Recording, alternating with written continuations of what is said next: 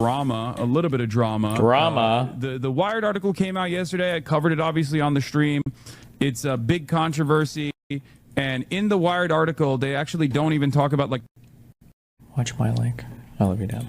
On America, that's another, like, Democrat Party-affiliated group that's, like, getting TikTokers to go all around, like, the Unfuck America tour or whatever. But apparently the person who runs it, who is, like, super pro-Destiny, came after me and said, Hassan the Hun Bays, you're not about to try and out-progressive me while you were sitting on your ass streaming. I've been getting progressives elected. Stay mad. Oh, FYI, I used to work at TYT. My NDA recently expired. Not sure what that second part means because I haven't worked at TYT for years. I didn't even know this person worked at TYT as well. But this, I think, is a pretty solid response to this argument. My photo op? TYT as well. My photo op was a solid response.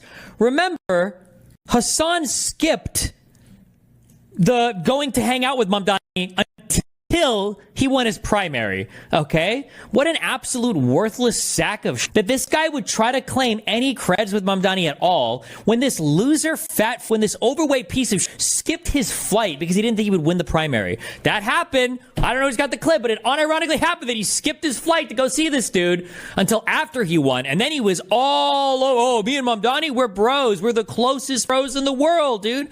God, he's so cringe.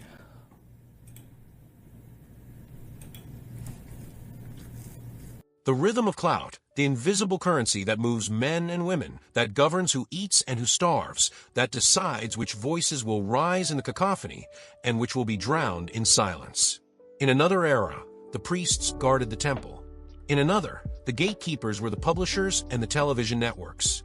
But in this moment, clout is guarded by algorithms, by headlines, by the endless churn of content that allows a streamer in a dimly lit room to compete with an elected official and sometimes to supplant them.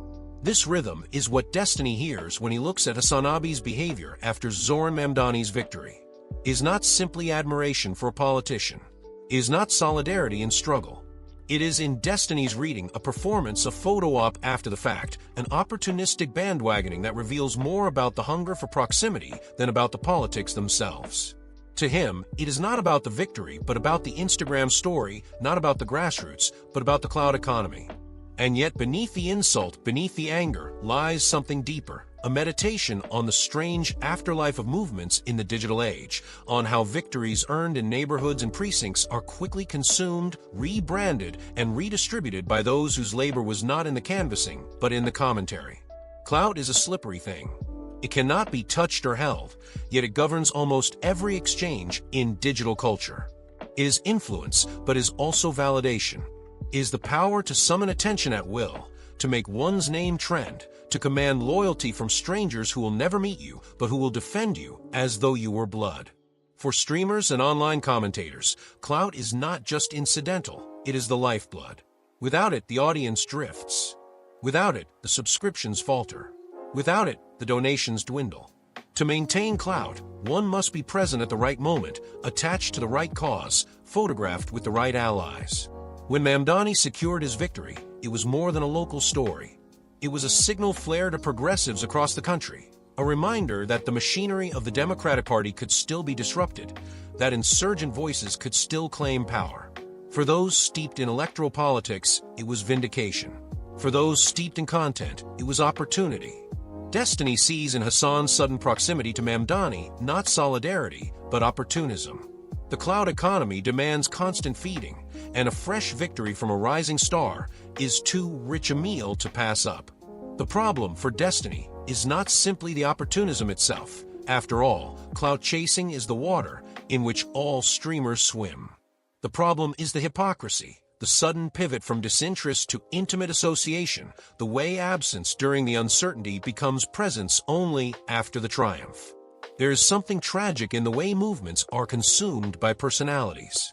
A politician like Mamdani rises not through tweets or clips, but through organizing, through endless hours of canvassing, through the quiet grind of persuading neighbors. It is work that is rarely glamorous, rarely photographed, often unheralded. It is, in every sense, unviral.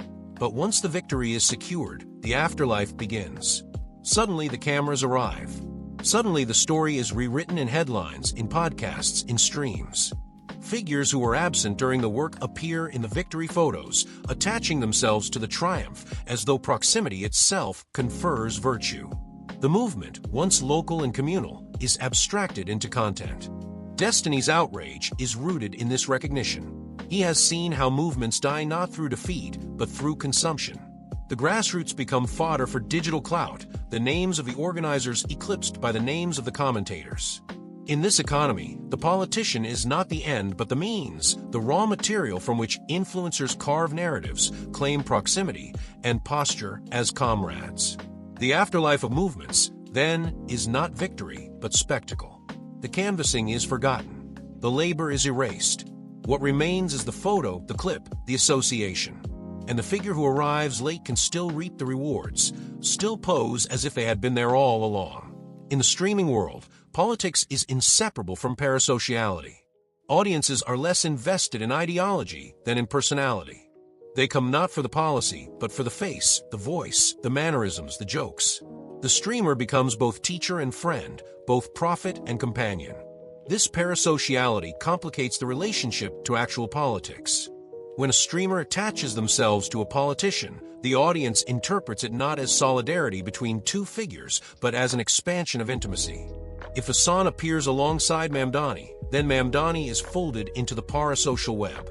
The audience begins to feel connected not to a politician, but to a friend's friend. Destiny sees danger in this. Is not that parasocial politics are inherently corrupt, but they are inherently distorting. The audience's loyalty is to the streamer, not to the cause. The politician becomes a prop, a guest star in the ongoing narrative of the streamer's life. When that happens, the cause risks being overshadowed. Parasocial politics also explains the jealousy, the outrage, the intensity of Destiny's critique. Because clout is not just influence, is intimacy monetized. To watch another streamer expand their parasocial empire through proximity to a political figure is to watch them increase their market share in the only currency that matters. Solidarity, in the digital age, often looks like performance. It is the Instagram post, the tweet, the clip, the merch, is showing up not in the precincts, but on the timeline. And because audiences are scattered, because most will never meet the politician or attend the rally, the performance becomes the reality. But performances can be hollow.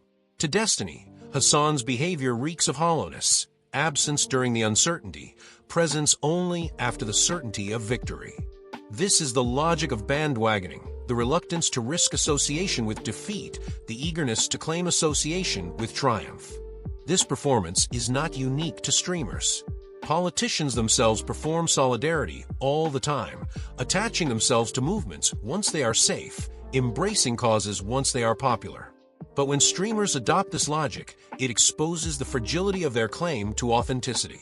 They too are politicians of a sort, politicians of the timeline, politicians of the Twitch chat. Their base is not voters but viewers, their power not legislation but attention. Destiny calls this out not because he's innocent of performance, but because he recognizes the stakes. In the competition for clout, hypocrisy is fatal. To be exposed as a bandwagoner is to risk alienating the audience that demands authenticity above all. Jealousy is the unspoken current running through all of this. Destiny knows the hunger for clout, knows the fear of irrelevance, knows the sting of watching another figure attach themselves to victory. His critique of Hasan is sharp because it touches a nerve within himself.